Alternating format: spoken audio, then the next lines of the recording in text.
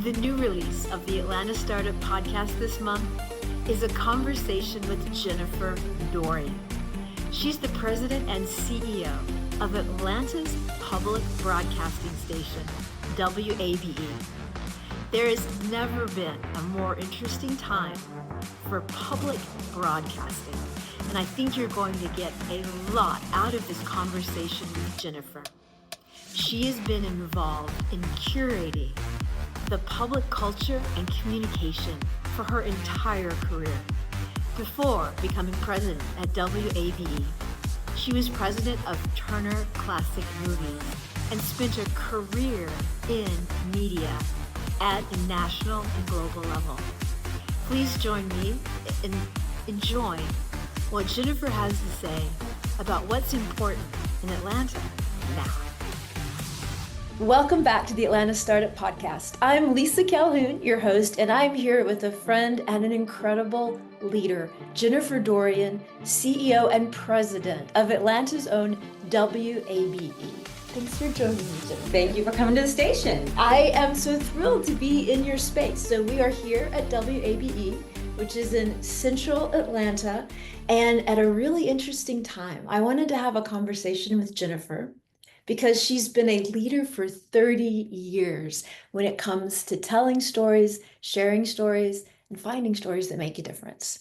So I'm going to jump right in and ask you, what's different about now? Yeah, there's so many ways to answer that. First off, I think it's really fun that you're visiting a 76-year-old organization, and I can honestly say we're in startup mode all the time. We're the oldest startup, right? Probably many clients in legacy businesses can say that, but we've got right now here in this building, people going through digital transformation because we want to meet people where they are. And we can't just broadcast great information through television and radio. We've got to reach people through social media, through website, through app, through streaming. And so we've had to figure out all that audience innovation. But at the same time, we have a revenue problem. And we can get into our long-term revenue problem and our very acute revenue problem with the federal government right now. But either way, we have to find new ways of making money to sustain our mission. No money, no mission. Thank you for bringing that up. WABE has been of service to Atlanta and the community for such a long time. Yeah. I think it's really thought of as an icon, as a cornerstone. People don't think it's going to go away. Yeah. But before we get into the revenue side, can we talk a little bit about the stories that need to be told, are being told by some of the people with us in this building? Yeah. Because I listen to public radio a lot. And a lot of the shows that I listen to are, of course, the national shows, but then there's also some outstanding local material. Oh, thank you. So tell me more about that, because I know some of the Valor community doesn't listen locally because they're so focused on, well, let's be honest, there's a lot of national news right now. Yeah. But there's also a lot going on right here in Atlanta. Yeah, and down the ballot really matters. It's, getting involved locally is so important. So public media started in 1967 as a idea of how could the airwaves serve everybody and provide everyone with inclusion, representation, and free and trustworthy information. So around 1970, NPR and PBS were started, but they all are carried on a federation of local stations under local control. And every one of them is nonprofit, and they exist to make sure there's free access to fact-based, trusted information, to emergency information, and to arts and culture that knits your community together. So I sometimes think, what does it mean to be an Atlantan? There are transplants here. Is it about a sports team that you cheer for? Is it about participating in local elections? Is it knowing the local school board? Part of it is listening to local public media. That makes you a part of a community because you'll know what's going on. At WABE, we do have amazing arts and culture scene here in Atlanta and lots of educational and arts and culture programming, but we also have the opportunity to do local news. And as you know, across the country and the world, we're rampant with misinformation. It's so easy to find untrustworthy narrators. It's interesting that you said that. This week, as we're sitting down, Valor just launched our 5th consecutive quarterly report on AI in the South. Yeah. And one of the things that comes out in that report is how the latest AI models, like ones that were just released last week, are the most untrustworthy yet, the most deceptive yet. Do they hallucinate or are they just deceptive? Oh no, they're deceptive. So hallucination, you could say, is an accurate reading of the context, Yeah. maybe.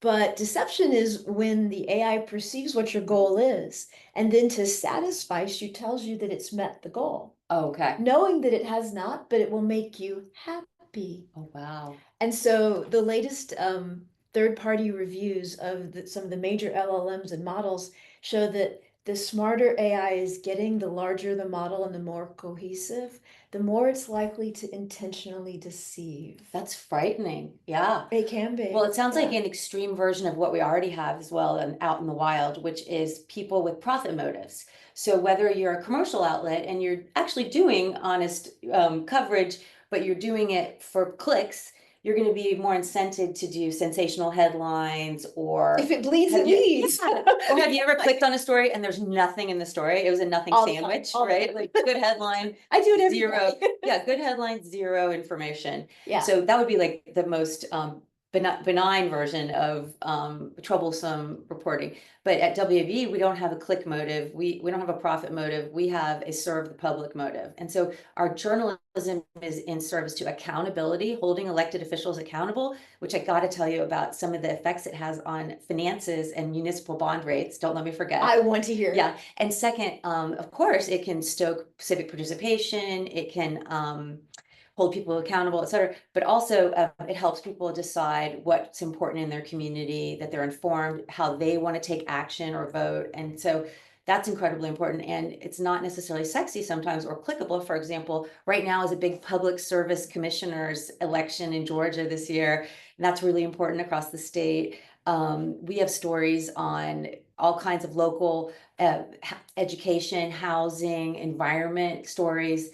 And we really fill in the gaps that commercial media is not able to do, as well as add local context and depth. So a lot of the national headlines have to also be interpreted for how it impacts our community locally. So with different cuts that are happening in the federal government right now, how is that going to impact Georgia and Atlanta region, teachers, health research, arts and culture, What are some of the things going on right now as we record this? It's spring of 2025. Yeah. That are really getting a lot of interest. Yeah. Some of the most popular. Well, and the national federal government is pushing a lot of things back to states. So one of the things that's getting huge traffic on our website right now is our Georgia bill tracker and legislative session summary. And so you can go to wav.org /bill tracker or just, search bill tracker and you'll see 2 full-time local politics reporters who are extremely well respected for being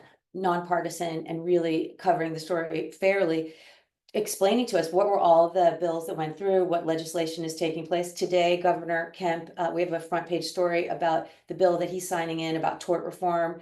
So people are very interested in that. And a lot of national subjects and policies are getting pushed to the state level. Yeah. So that'd be one area. We have a lot of environment stories. Trying to think what was on there recently.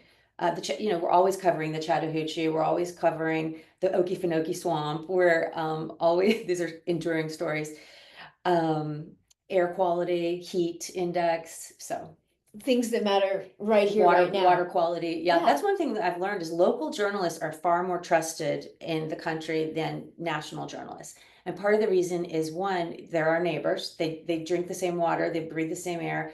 They get to know people in communities, and also they have a maturation in their role. Like they're there for a while. You hope they have context, and they have context, and they have the contacts. Yeah, and that's another thing. AI cannot replace. I don't think. How AI is mostly using information that's already published. Yes, and some of it's really stale too. A lot of AI is like using 18-month-old information. Yeah, so if it's literally by definition an investigation or breaking news or a new thing, you're going to need a human being to figure out the context, the contacts, and the urgency of what in that story matters. So I think it's very important not only to have local newsrooms, but to have ones that are stable and people can have careers covering a beat and being an expert on it. And that's what we're striving to do here. We have a newsroom that's gone from 13 people to 22 people. Wow. And 13 of those people are reporters, and the other 9 are people who help make the stories go, have photography with them, have social media videos, get published in the text form, etc. So in my world, in the startup world, a lot of times teams are shrinking Yeah. because they're using AI, AI. software Yeah. development, AI for marketing, Yeah. AI for lead generation, and you're growing. Well, because there are always so many beats to cover, and where the whole world is underreported. So newspaper model is economically infeasible anymore, and or print. And the number of newspapers that have shuttered in the last 20 years is 25%, but 50% of newsroom jobs have disappeared. Wow. So I'd love to use AI to make people more efficient and to do certain production and backroom tasks, but we need more reporters in our community to cover all the stories. Some ways we're using AI for efficiency are it can add, if you take because we're on audio here, and so is WABE radio, we can improve audio, poor audio, like that has background sounds. Right. AI can filter and edit very well. It can edit out all the ums and ahs if you needed to, or the white spaces if you needed to. We also are really excited to use it for translation so that we can be serving a multilingual population. 1 in 10 people in Atlanta is an immigrant. Wow. And not everybody has English as their first language. Right. So we are excited in the coming year to figure out how to translate and push out vital stories in multilingual. And it's so cool. It can not only do text-based translation, it can take the sound of our voice and the timbre of our voice and have different languages coming out of our mouth. Now that is boundary pushing. It's amazing, isn't it? And for journalists, they're not necessarily comfortable with it yet. So we're just going to have to baby step prototype and innovate our way towards figuring it out. What is, what maintains credibility and human, but also helps people get access. Right. So I did want to mention how local journalism is related to the financial markets. So in municipalities, the incentives for good governance and financial planning, budgeting, and asking for money from the federal government or state, all is incented by journalists covering the elected officials' behaviors. So you can, reduce corruption and fraud, but you can also ramp up good fiscal management by having local. So they've proven an empirical relationship between bond rates. Fascinating. Yeah, and there's many articles about that online. I will link to that in the show notes. That's really because interesting. political beliefs are you want your community to be for good, trusted info, but you also we all want our elected officials to be doing their jobs. There's a lot of accountability issues coming up in politics for everyone on any side of the spectrum. And so when it comes to business too, it is good business. And we were just talking about the excitement of meeting your break-even revenue challenge. Yeah. Because every year, WABE strives to break even, but you're also growing a lot and have added a lot of local reporters. Yeah, a lot of local content. We're amplifying Atlanta with local journalists as well as local original shows. And it couldn't be more important than now when we need Thank a you. lot of local accountability and context. Yeah, thank you. We feel like at this moment we're more valuable than ever before, and we're more vulnerable than ever before. And we can unpack that. Yeah, So tell me more about first off, we have this whole challenge to go from being mostly broadcast to being digital. So that takes investment, takes new skills, takes new jobs, like having a CTO, having a product manager, learning how to use AI, et cetera. So that takes investment. And then we have our basic operations, and then we're ramping up original content. But we have been on a journey as almost like a startup to find lines of business that we can make sustainable and add to our ability to keep bringing you the local newsroom, basically. And some of those examples are the e-newsletter business, the event business, workshop businesses, podcasts, original video syndication, national radio syndication. We're really trying to put the Atlanta station on the map, amplifying Atlanta.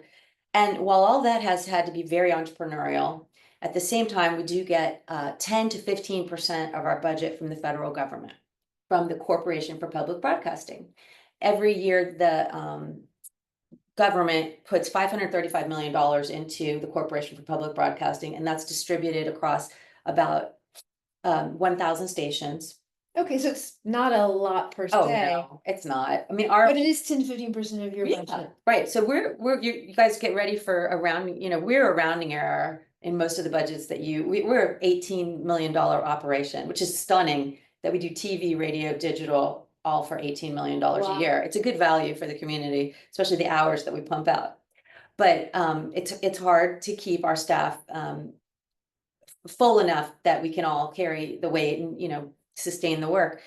So the Corporation for Public Broadcasting's $1.9 million that we get at WABE is very impactful. And when that money is threatened, it can really create a detriment of, okay, are we going to have to do cuts, layoffs? Are we going to have to stop certain programming? Are we going to have to shrink the newsroom? So we're trying really hard to figure out ways to stay sustainable and bring in revenue in new ways. What are some of the things that are looking really interesting for 2025? Where is some of your attention going? This year, that's great. So this year, we'll have 1.3 million downloads of our podcasts, including one that's an Apple top 10 science podcast called Health Wanted. And I'm really proud of it. It's a partnership with the Emory Rollins School of Public Health, so that they want to get the word out about public health research, issues, behaviors we could all be adapting. It could be environmental or very human habit specific. They have incredible information, and they have a great staffer there named Laurel Bristow, who is a great science communicator. She has 400,000 followers on Instagram, because she knows how to talk about public health in a fun, interesting way. She grew her following during the pandemic. So she does the show for us once a week on Fridays. It's a radio show, it's a podcast, very successful one, and we've had events, etc. So I think that's a great example of a new way to go about the business. And it has sponsorship, and it's going national. We're on the cusp of taking it national with PRX. So your team here perhaps pulls the sponsorships together. Yeah, and we look at national distribution partners. So, instead of just grinding out here in Atlanta, there are stories like Health Wanted that would be relevant to the whole nation. Another one is 1912, Forsyth County, the expulsion of people in 1912, Black people in 1912 from Forsyth County. We made that in combination with the Atlanta History Center, and it's been a great podcast. It's been in the top 10 of Apple, just keep quoting Apple because we have the stats, but we're on every platform for podcasting for history. Buried Truths is a podcast that we have that does very well because it's true crime meets history. And so these are all podcast driven content and storytelling with partners of expertise in our market. It amplifies Atlanta, it serves Atlanta, but it also helps us try to raise new money. So the podcast business has been a real startup emergent thing for us. E-newsletters are so important. I mean, I don't know how your inbox looks, but there are a lot of really great credible voices in e-publishing of news and acute, urgent breaking stories. We also are into making original video and trying to license some of that to streamers, as well as the PBS network, as well as have sponsors locally and nationally. So we have a financial empowerment show called My Money Mentors. And it's fresh. It's a 30-minute show that's made like a reality TV show. Yeah. We hired a reality TV leader to come and run we're so proud of it because we don't want it to be boring. We want it to be like, you meet this person, they have a problem, you meet the mentors, they give them the all the advice, you see them go through a learning curve, the protagonist of each show, and it's all nonfiction, and it's very aspirational. It's not like financial literacy. It's very like real world universal access of like, ooh, how am I going to pay for my kids' college? I'm getting married. Should I put a joint account together with my intended? I just got my first job offer in New York City. How am I going to live there? So it's been a real question. So it sounds like there's a lot of really exciting new and super popular things happening. And so I keep avoiding the big disruption, which is we may lose that money. So we're wondering how much the local community wants to step up and support this. So to date, we've been 90% community funded. And I'm kind of excited to see, will WABE be 100% Atlanta funded? 100% local community fund, 100% curated for the community. I hope NPR and PBS can survive if federal funding goes away. I think there'll be a moment of, and that's this year. No, that's right. So it's actually getting more and more urgent in that the president was going to send an executive order to Congress April 28th to defund immediately, to rescind and claw back congressionally approved funds for public media. And now he's doing it allegedly this week, and they'll have 45 days to debate and vote on it. Wow. And so it'll be an act of Congress to defund something that's been going on since 1967 to bring our communities free, universal, fact-based information. This story is just not big enough. Yeah. I just haven't heard enough about this. Yeah, Wow. and it is. Of course, it's all moving very fast, right? Yeah. I mean, it's And there's, by the way, government by tweet. and, so. and you know, there are so many other stories that, well, that is a big story. There's so much need and there's so Yeah. much disruption and so much volatility right now. So, So if someone is listening to this Yeah. and they're also maybe in their car and they're mobile, how would they be able to either suggest something WABE Yeah. could do for them that what they could fund, so Yeah. a partnership? Because a lot of my listeners with Atlanta Startup Podcast, they're in the Valor community of courage. Yeah. They might be a post-exit founder, or they're a founder going for their first exit. Yeah. Maybe they're an investor, but they definitely think about platform solutions. Mhm. And so I'm sure someone right now is out there thinking, well, I could do a show with them. I've got 400,000 followers or something like Oh, that. yeah. And if that were the case, how would they reach out? Or Yeah. if they're just simply, listen,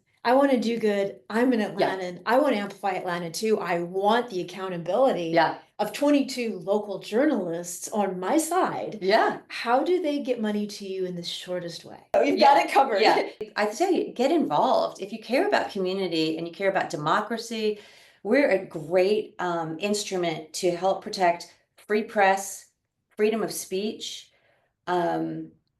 people coming together, being a connector. You know, one of the reasons I took this job was to be more involved in the nonprofit community in Atlanta. And I've met so many movers and shakers in the nonprofit space, people who are doing collective action and having impact through this job, because we're a microphone for a lot of great work that happens. Yeah. And a lot of need.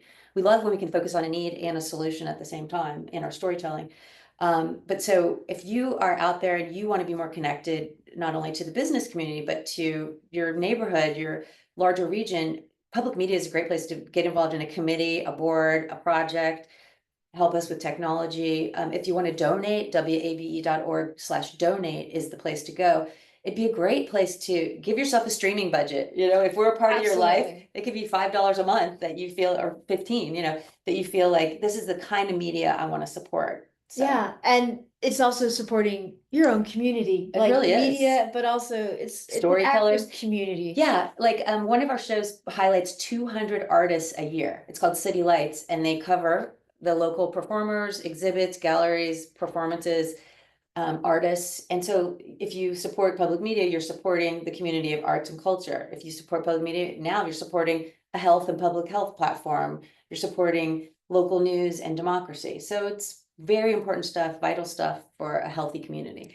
I want to interject. I was writing an email to Valor's venture partner group this morning, and that's a group of about 15 individuals that not only invest in the fund, but also help us due diligence on the fund and usually have a lot of expertise in a sector. And so one of the things I was sharing with them was this quote that really struck me recently. There was a philosopher that sort of presided over and wrote about the fall of democracy in Athens. And I'm going to butcher the name, but it's Thucydides. Sorry, everyone who actually knows Greek. I don't. But the quote goes like this: the secret to happiness is freedom. And the secret to freedom is courage. Nice. And that really resonated with me today. And so it's something I wanted to bring into the conversation with you. When we met, I'm not even going to say how many years ago, but quite a few. I was struck by your courage as a leader when you were leading Turner Classic Movies.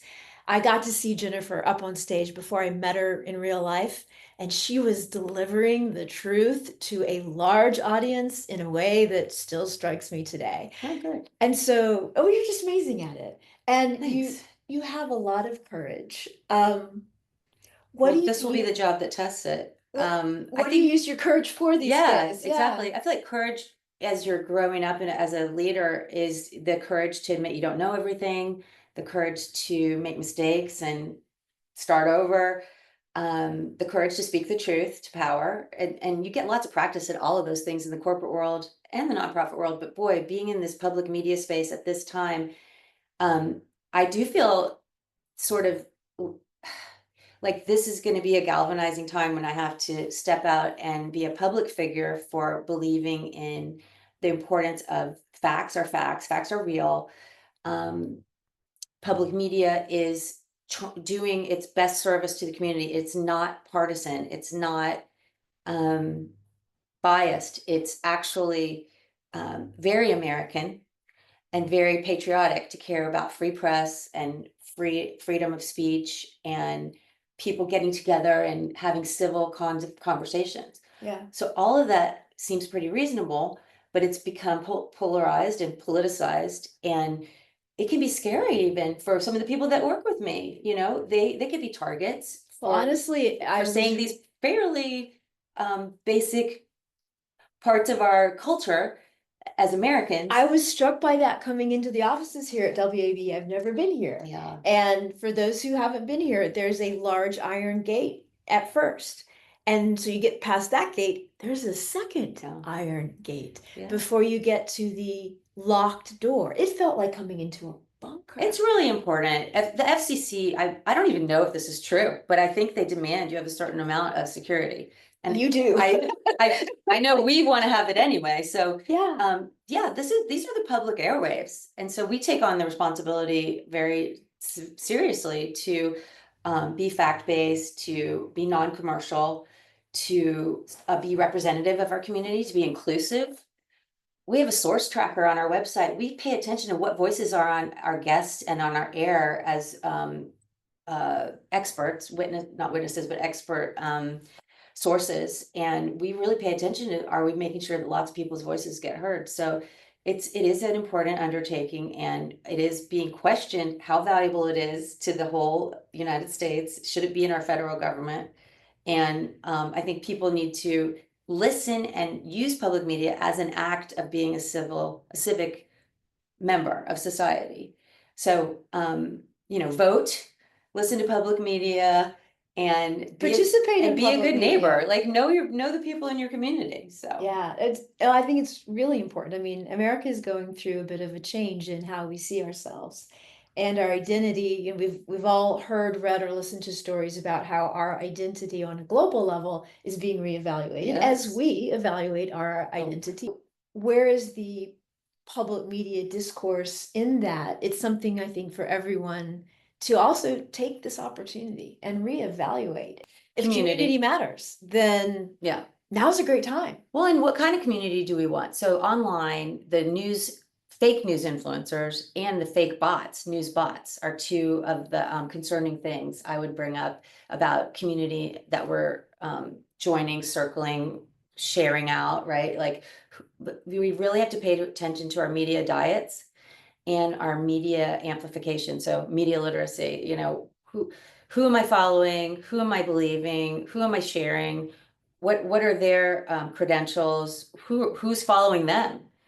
And what kind of commentary? Is it thoughtful commentary in there, or is it just more, I don't know, yelling at each other? Clickbait, bot bait, something like that. Yeah. So I've been really surprised on TikTok and YouTube how many fake and inaccurate stories I see that you can tell a bad AI made it. Like and then a bunch of AIs commented on it. Yes, exactly. And it'll have the wrong name for a celebrity, and you're like everyone in the whole world knows that's J-Lo and not Jennifer Lawrence, but the computer somehow messed it up, right? So we have to be really more discerning on the things we believe, and by watching and following and listening to public media, and by following I mean on the socials, that you can again be a part of a really good community and see what people are thinking about and what the discourse is. So does WABE get involved in events in the near future? So glad you asked. Some of us could come and be a part of it in real life. We have about 5 times a year really serious intellectual panels on important things: environment, politics, housing, art. Then we also have Pints and Politics, which is trivia night. And that's coming up. I'll have to get you the date, but it's like no worries. I'll put the link in the notes. Okay, great. Yeah, it's this spring. Pints and Politics with Raoul Bali and Sam Greenglass, our politics reporters. It's so much fun. It's so young. Young people love trivia, so it is a really fun trivia night. And let's see, we have screenings. We have at the Plaza, we do City Lights Cinema. We have, I'd say, a wide array of the types of gatherings. We recently helped sponsor and put on the screening of John Lewis's Good Trouble documentary from CNN. We have screenings here. We have screenings of many different issue-oriented documentaries. That would be great for your audience. And we can even, let's just put one on together about whatever you want with, a show that, by the way, your group might really love is Marketplace. So Marketplace is on the air every day, every morning, every evening. It's also podcast from NPR. Marketplace is fabulous. And Marketplace Technology, right, is another little Marketplace Tech. So we could that's the fun thing about this job. So you can meet people, hear what the community wants, and then curate the right event with the right trusted content provider.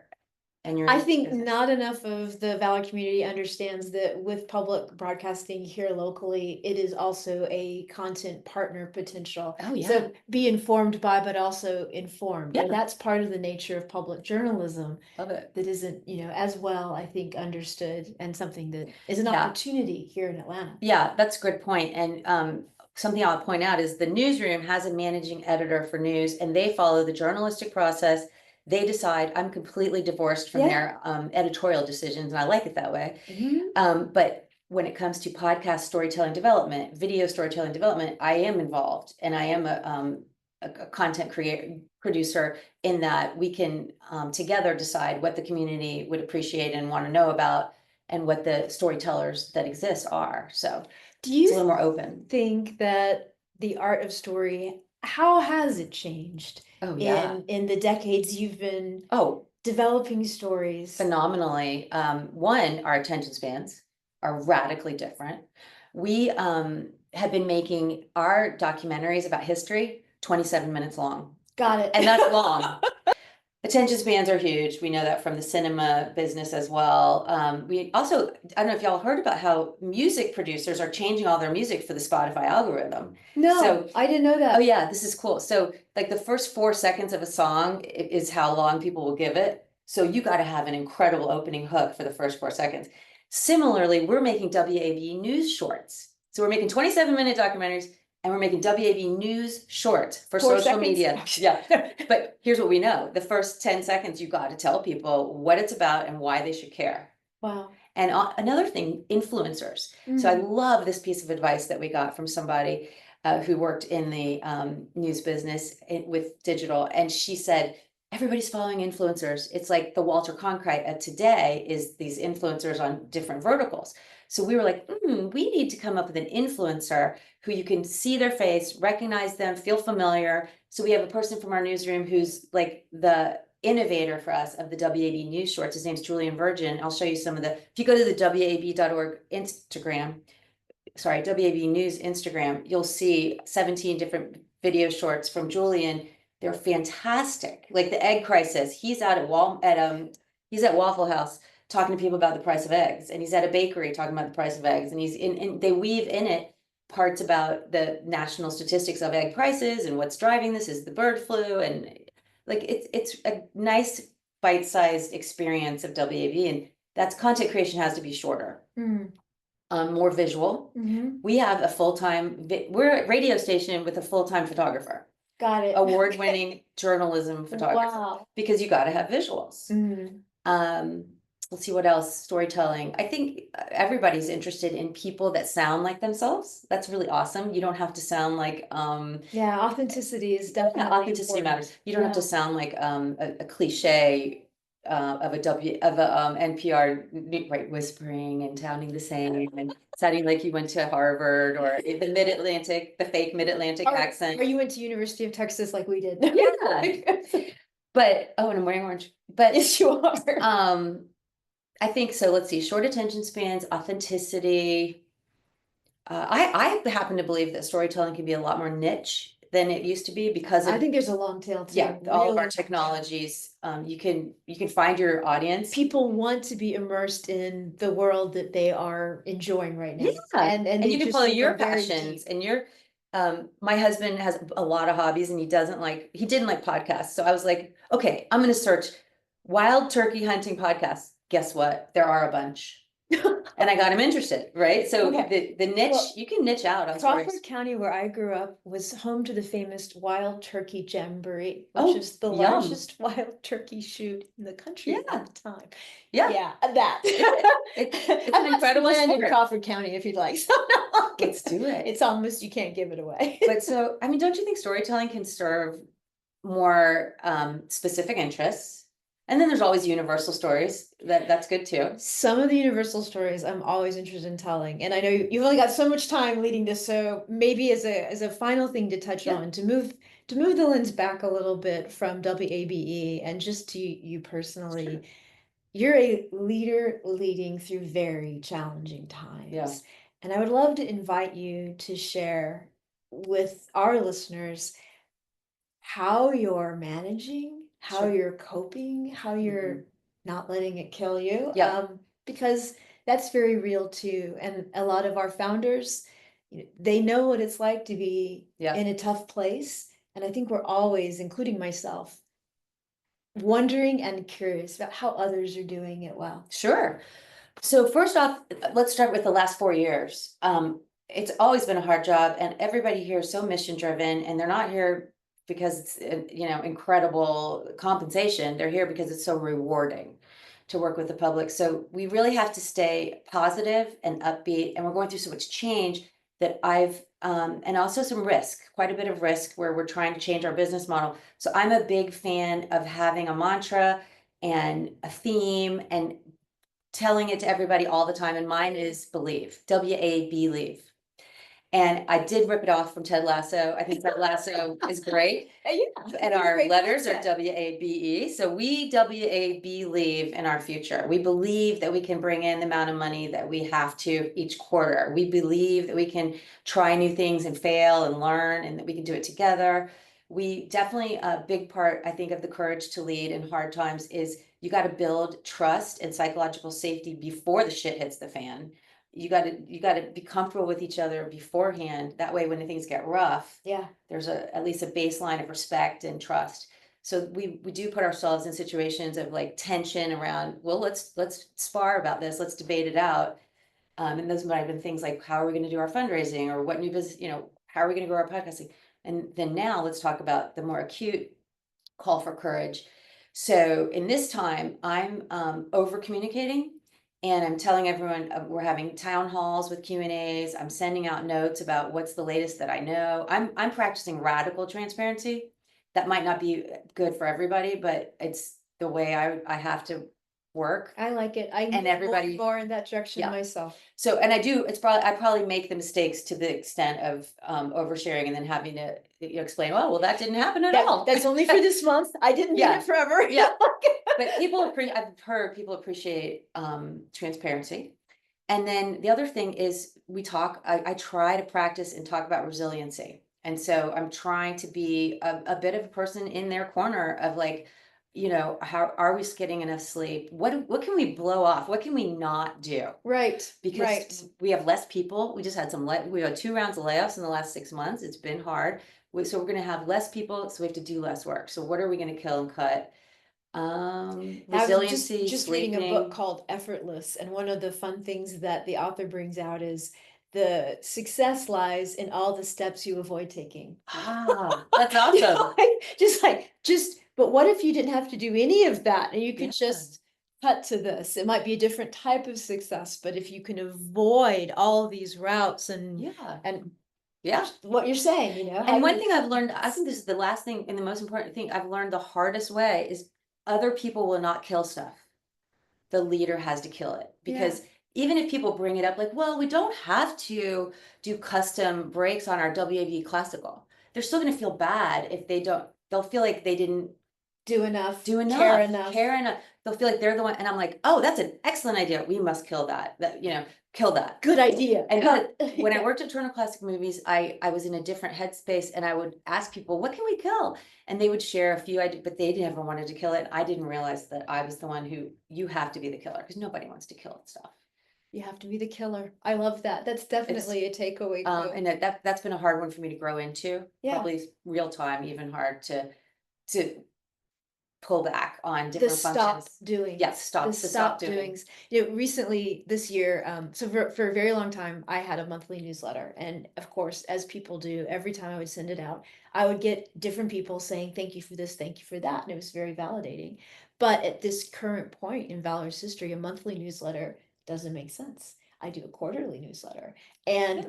the killing of it was like, oh, and yet such a small thing, such an easy thing Yeah. to do. Yeah. And people do have shorter time frames, and I can pack it into a quarter. It's Yeah, not like. yeah. And so kind of looking at what's the right cycle as you Yeah. go through different things is even that is Well, something. and as we know, the more we can create space, Right. killing some smaller things Yeah. to create space is where breakthrough things can come Let the in. better things Yeah. rise up. So to close, and please correct me if I get this wrong, we are sitting here on a week recording this when Yeah. we believe we're about to find out this week if the federal government is going to fund the Public Broadcasting Corporation, which will, if they don't, result in an almost $2 million cut from your budget. That's right. And it'll be 15% of our budget at this time. And so here we are speaking truth and courage to our listeners. There's very likely a $2 million shortfall right here at WABE that we can be a part of the solution for.